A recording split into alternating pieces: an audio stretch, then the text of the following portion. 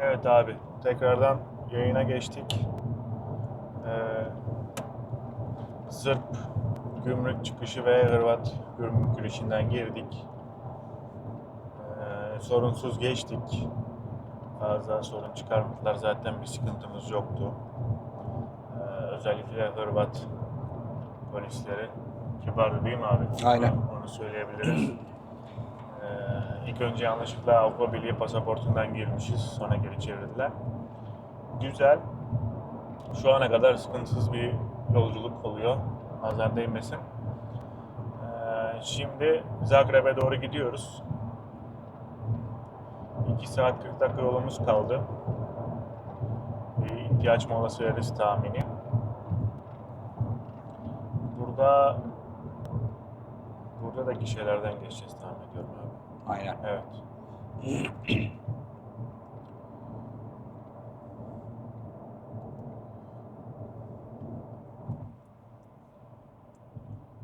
Evet.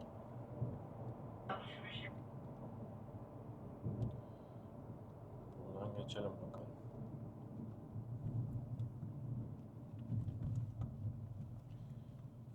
Şimdi... Burada kimse yok mu?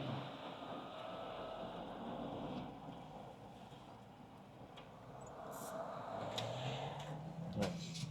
Biletimizi aldık. Yolumuza devam ediyoruz. Şimdi bu Hırvatistan'da daha önce Hırvatistan'da yaşayan benim lise arkadaşım Onur var. Ondan edindiğimiz bilgilere göre gezici radarlar oluyormuş. Kobralar, namında diğer kobralar, beyaz odiler dikkat etmemizi söyledi.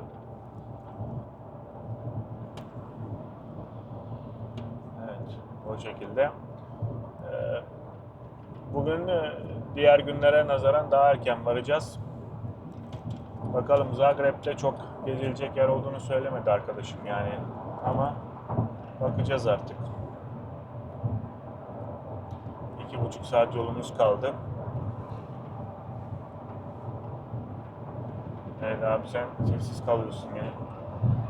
Aynen. Biraz mailler vardı, onlara bakıyorum. Anladım. Necati abi burada bile işleri rahat bırakmıyor. Yani sabah 7'den mi başlıyor abi telefon? Aynen. 8'de. Yani sen olmasan demek ki sizin şirket ayvayı yedi.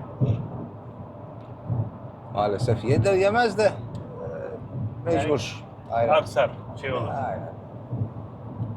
Senin şahıs şirketi mi abi? Yok, şirket. Normal. Kızımla ortak, iki ortak. Evet. O da işte alışmaya çalışıyor. Alıştıktan sonra belki rahatlarız biraz da. Ne kadar oldu abi birlikte çalışan? O da 4 sene falan Evet. oldu. 4 sene aslında iyi bir süre alışmak için. Onun mesleği ne normalde? Mimar. Mimar. Ha. Şeyde yapıyor mu, çizimde vesaire? Tabii canım, işte bizim bu Geberit'in proje kısmına o bakıyor. İşte ben kendi işimi de şu an ona yüklemeye çalışıyorum. O yüzden bocalıyoruz biraz. Anladım. Ama tabii hem çizim hem kendi işin belki ağır veya yoğun olabilir. Ya yoruluyor da ya. Evet. Aynen. Yani Evet, başka yapacak bir şey yok. kişilerle de iş bölümü olabilir belki. Ya kız kardeşi işte belki şu an o da gelip ona destek vermeye çalışacak. Evet. O da iç mimar oldu. Senin bir daha bir otel işin vardı. Ondan da bahsetmek ister misin? Otel, evet.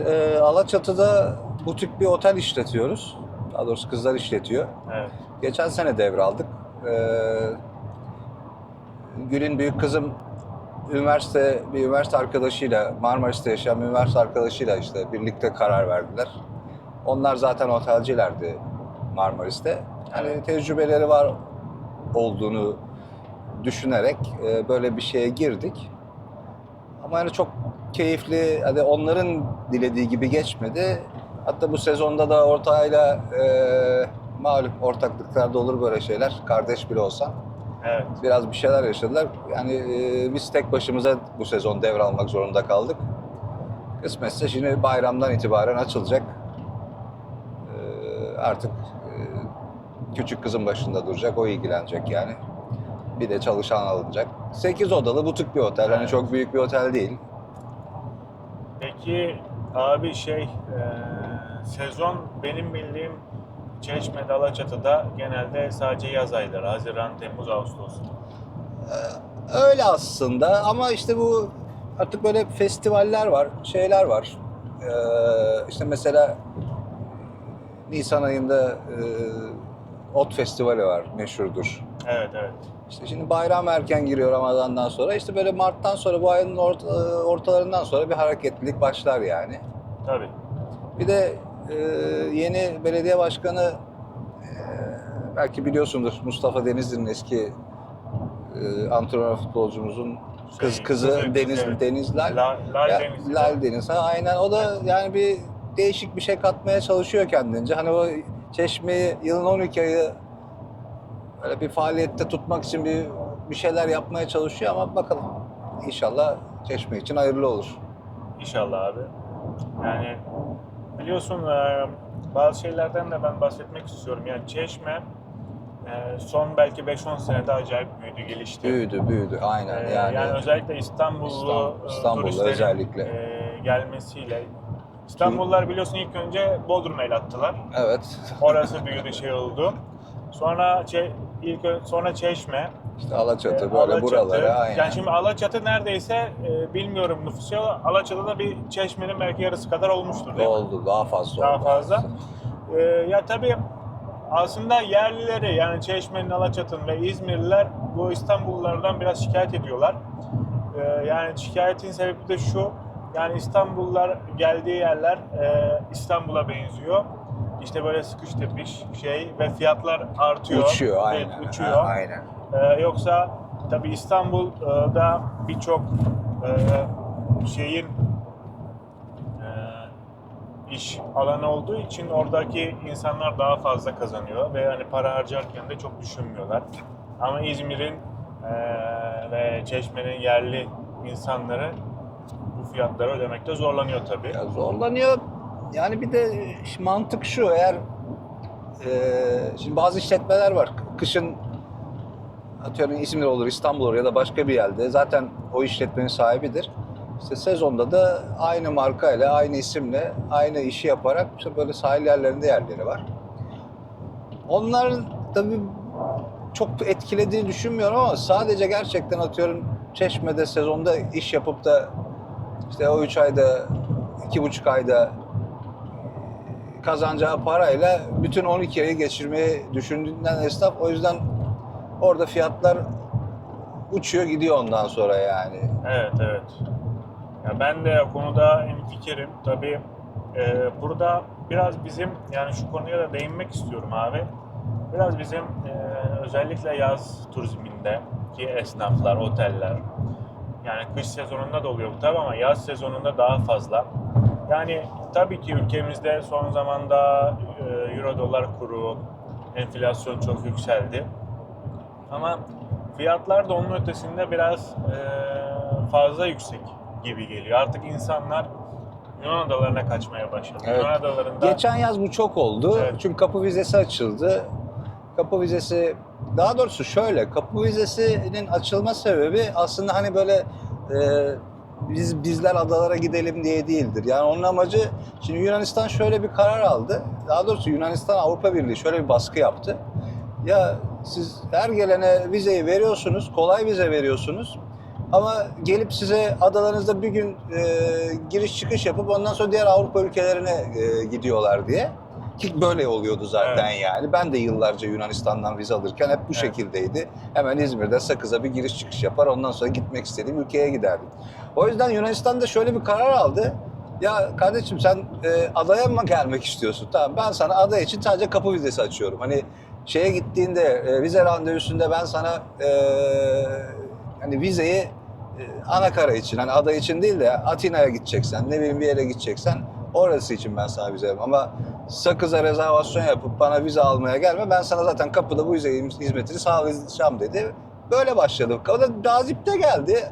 Aslında maddi olarak çok fazla ya da prosedür olarak çok az bir şey yok. Çünkü onu da önceden bir acenteye veriyorsun. O kadar evrak hazırlıyorsun. İşte şahsa, şirketse Bir 20 euro, 30 euro sadece daha ucuza mal oluyordu. Ama o da zaten verdiği vize girişin ve çıkışın kadar veriyordu. 3 gün kalacaksan 3 günlük veriyordu yani.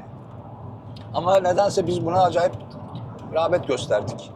Ya şimdi özellikle Yunan adalarında, şimdi bizde bu beach club kültürü çok fazla. Ben mesela şimdi İtalya'da da beachler var ama ayrıca halk plajları da var. Bizde halk plajları yani güzel yerlere çok fazla yok. Hep onlar özelleştirilmiş. Ve fiyatlar gerçekten yüksek. Artık giriş parası, Tabii canım. işte Aynen. harcama limiti vesaire. Yunanistan'da bu tarz şeylerin çok olmadığını duydum. Yok. Ben Alaçatı'da işte otelin bulunduğu civarda beach'te ben 1000 liraya lahmacun yedim abi Evet, yani. evet. Bunlar gerçekten çok afaki fiyatlar. Tamam, ülkemiz ekonomik durumunda zor. Euro, dolar kuru, hem enflasyon, her şey pahalı. Adam maliyeti pahalı.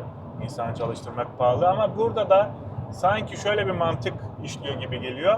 Yani yazlık turizm işleten insanlar, restoran veya orada işte şey işletenler şöyle düşünüyorlar bence. İnsanlar biz pahalı da yapsak geliyor. Yani çünkü insanımız da farkındaysan abi yazlık yerlerde rağbet gösteriyor. Ha son zamanlarda daha çok birçok tatil Ben yerinde... de oraya gidebildim diyebilmek Evet. için. Yani. O da var. Son zamanlarda şunu da duyuyorum. Yerli turist ama gurbetçiler daha çok. Hani pahalı lüks yerlerde ciddi bir azalma olmuş. Oldu. Bunu Tabii. geçen sezon bütün esnaf yaşadı zaten yani. Normal, çünkü fiyatlar gerçekten çok fahiş. Ve hani insanlar belki atıyorum bir ay geçinecek parayı bir hafta veya 3-4 günlük tatilde harcadığında bunun Aynen. şeyi oluyor. Hatta ben ihtiyaç kredisi çekip tatile giden insanlar biliyorum. Doğrudur. Zor bu konuda. Ama de bu konuda birazcık daha bazı insanların fırsatçılığı var. Bu fırsatçılığın olmaması lazım. Yani ülkede bu şeylerin düzelmesi lazım. Yani ben hatırlıyorum korona döneminde de işte maskeler, şeyler falan. Yani şimdi Yunan adalarına gitmede de bu arada normal Yunan vizesi aldığında Yunan adalarına gidemiyor musun? Gidiyorsun değil mi? Biliyorsun tabii. Ama ada için bana gelip vize başvurusu yapmadı. Yapma dedi. Yani geçen sezon bunu yaptı.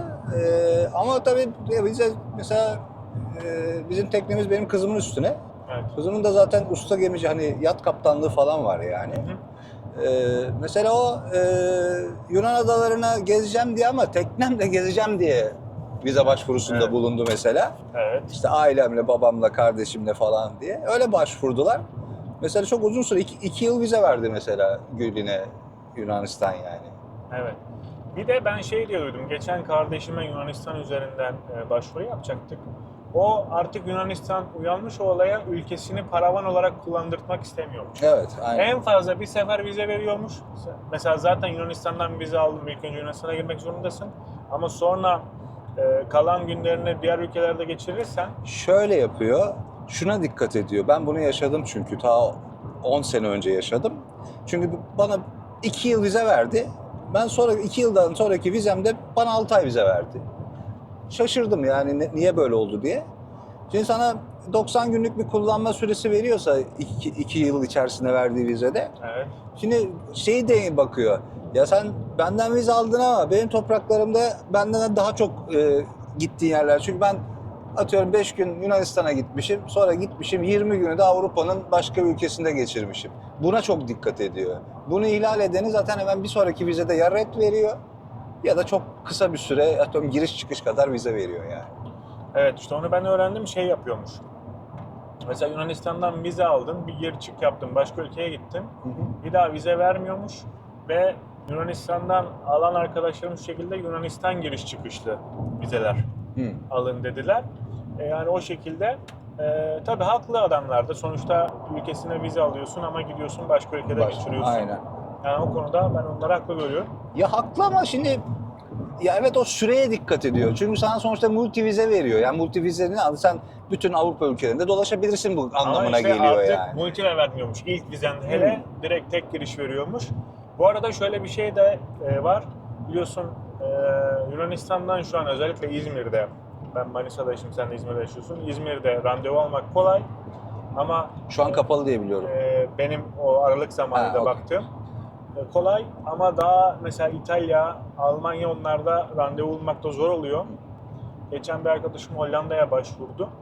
Tabii vize zorluğu da var. Son 1-2 senedir Avrupa'nın bize biraz bu konuda zorluk çıkartıyor diye düşünüyorum. Evet. Seviyorlar bizi Evet. çok. Yani ama bu 1-2 sene arttı bu. Yani daha önceden vizesi olan insanlara vermemeye Ya başladı. bu sonuçta ne diyeyim yani Evet. şey işleri hani şu an bizim boyumuzu aşan şeyler Evet, bunlar. evet. Yani maalesef dış ilişkilerimiz, bilmem Evet. nelerimiz komşu ülkelerle çok sevimli geçmiyor yani. Evet abi o şekilde. Şimdi neyse ben istiyorum ki hani eğer bu vize serbestliği muhabbeti vardı bir aralar hatırlıyorsun. Evet, Evet. vardı. Evet, o olsa Bir daha aslında, açılmamak üzere evet, kapandı diye biliyorum. evet olsa güzel olur ama tabii bizim maalesef vatandaşlarımız da hepsi değil ama bir kısmı yani yurt dışına gittiğinde kurallara uymak olsun. İşte oraya kaçak yollardan yerleşmeler vesaireler. Bunlar tabii oldukça Avrupa ülkelerinde de bir kural nizam var. Adamlar şey yapmak istemiyorlar doğal olarak. Bir de biliyorsun bizde mülteci de çok fazla var. Çok. Yani umarım ilerleyen dönemlerde bu vize olayı ve vize serbestliği olayı gelir. Şimdi Zagreb'e doğru gidiyoruz abi. Yolumuzda 2 saat 24 dakika kaldı. Bu şekilde. Sen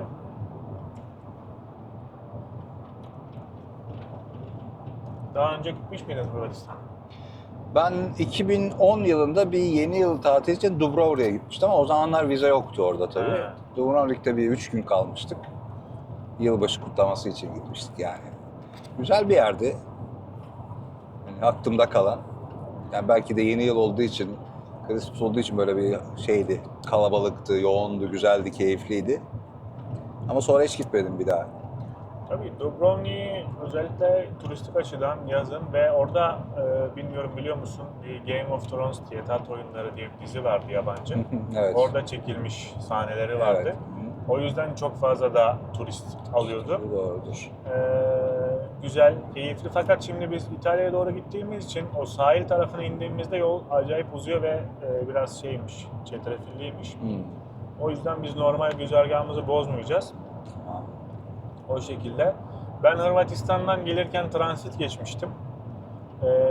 Bu sefer açıkçası bir duralım dedik. Daha önce Slovanya'da bir durmuştuk. Slovanya'da, Ljubljana'da. Tabii bakalım yani nasıl bir merak da etmiyor değilim.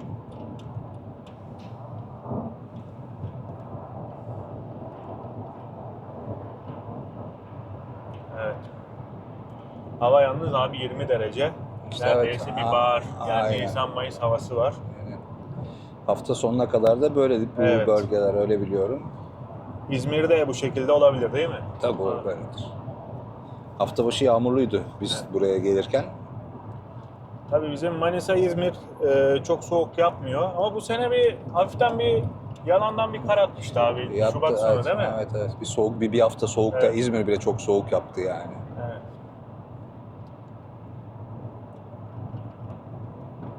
Bir de tabii sen söyleyince hani ben o kadar ülkeler arası fiyat farkı, Belgrad ucuz bir yerdi. Yani Evet. gördüğümüz kadarıyla. Ne aldığınızla alakalı belki ama ne bileyim İtalya'da ve Hırvatistan'da da bu kadar ucuz olmayacağını sen dile getirdin ama Şimdi abi Belgrad ucuz bir yer evet. Para biriminden de dolayı yani Türk lirasına göre de baz vurduğunda. Ama biz farkındaysan çok da ucuz yerlere gitmedik biz. Yani Biliyorum gittiğimiz işte, yani restoranlar aynen. hani biz işin ucuzluğuna kaçmadık. Ona rağmen yine çok Evet. şey değildi. Mesela otel bile çok şey değildi, pahalı değildi.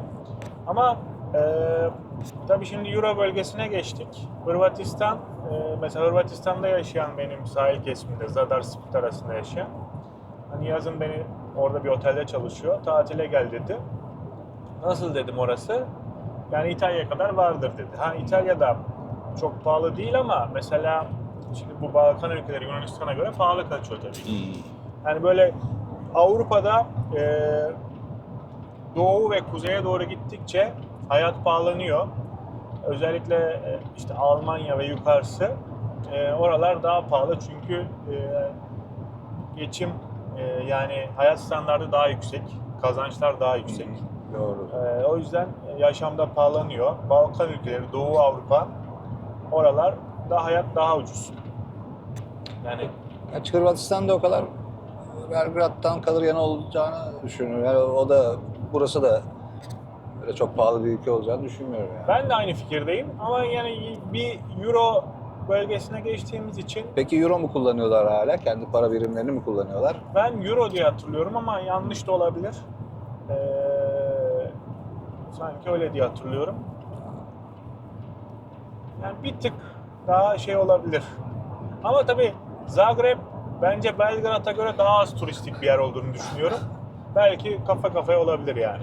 Biz yola çıktığımızda ilk Bansko'ya gittiğimizde ben Bansko ile ilgili geçen yıldan kızlarımla gittiğimde ben aslında küçük bir dipnot aktarayım. Yani üzücü bir olaydı aslında adımıza. İşte kayak takımları kiraladık yani gittik bir Evet. yere. Şimdi normalde her yıl gidiyoruz biliyoruz yani 15 euro ile 25 euro arası seçtiğiniz şeye göre değişiyordu bunların fiyatları. Sürekli de aynı yerden gidip mesela alıyorduk. Geçen sene şöyle bir şey oldu. Gittik. İşte tekrar kendime kaç para? 10 euro dedi. Allah Allah dedik. Neden? Biz kaç yıldır geliyoruz hep bir fix. İşte ya şu kadar leva ya da işte karşılığı 15 euro, 25 euro. Çocuk ne dedi biliyor musun bize? Ülkenizde sizin dedi bir ekonomik kriz var. Size destek olmaya çalışıyoruz dedi. Böyle bir cümle kurdu biliyor musun? Evet. Güzel bir yaklaşım. Yani Ay. aynısı bizim ülkede olsa tam tersi olur. Hani düşene de bizden bir tekme gibi. Hoşuma gitti yani bu yaklaşımları güzel. Ama işte bunu bir Bulgaristan'dan duyunca o kadar şey olmuyor yani çünkü bir zamanı terse çevirdiğin bir 20 sene öncesine çevirdiğin zaman olay bambaşkaydı yani. Tabii oradaki göçmenlerimize, gurbetçilerimize Evet, de evet. yaşananlar hoş değildi. Bunları da belirtmek lazım. Evet abi 22 dakika olmuş. İzleyenleri de çok sıkmayalım istersen. Bir kapatalım videoyu. İlerleyen süreçte tekrar bir açarız. Ne diyorsun? Olur tabii. Arkadaşlar kapatıyoruz. Tekrardan ilerleyen dönemde açarız.